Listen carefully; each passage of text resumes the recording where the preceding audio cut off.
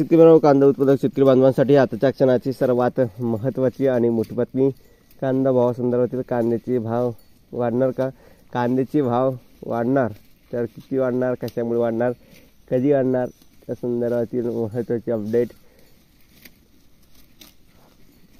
बातमी आपण या व्हिडिओच्या माध्यमातून जाणून घेण्याचा प्रयत्न करणार आहोत. तर महाराष्ट्रातील तमाम कांदा उत्पादक शेतकरी बांधवांना एकच विनंती, व्हिडिओ शोधून बघा. अतिशय महत्त्वाचा व्हिडिओ जर आवडला तर नक्कीच लाईक करा. असं नका चॅनलवरती नवीन असाल तर आपल्या यूट्यूब चॅनलला नक्कीच सबस्क्राईब करून जसं बेल आयकॉन म्हणजे घंटा नका, जेणेकरून माझ्याकडून नोटिफिकेशन तुमच्यापर्यंत सर्वात पोहोचत असते.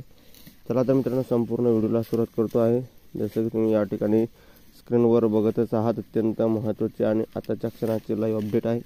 कांदा भावासंदर्भातील लाल कांदा टिकाऊ नसल्याने शेतकऱ्यांनी आता कांद्याच्या भावात घसरण कशामुळे झाली त्या संदर्भात अगोदर बघूया. कांद्याच्या भावात वाढ होऊ शकते का पुढे, त्या संदर्भात सुद्धा पुढे बघणार आहोत.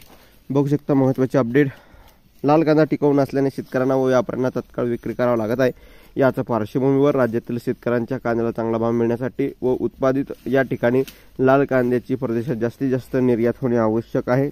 त्यासाठी केंद्र सरकारने 20% निर्यात शुल्क हटवणे गरजेचे आहे. आणि एकंदरीत शैलेंद्र कापडनीस या ठिकाणी शेतकरी नेते यांचं काय म्हणणं आहे ते बघू शकता. कांदा उत्पादक शेतकऱ्यांना डिसेंबरमध्ये कांद्याच्या दरात सातत्याने होत असलेल्या घसरणीमुळे मोठ्या प्रमाणात आर्थिक झळ सहन करावी लागली आहे. उत्पादन खर्च देखील भरून न निघाल्यामुळे शेतकऱ्यांच्या डोक्यावरील कर्जाचा बोजा वाढला आहे.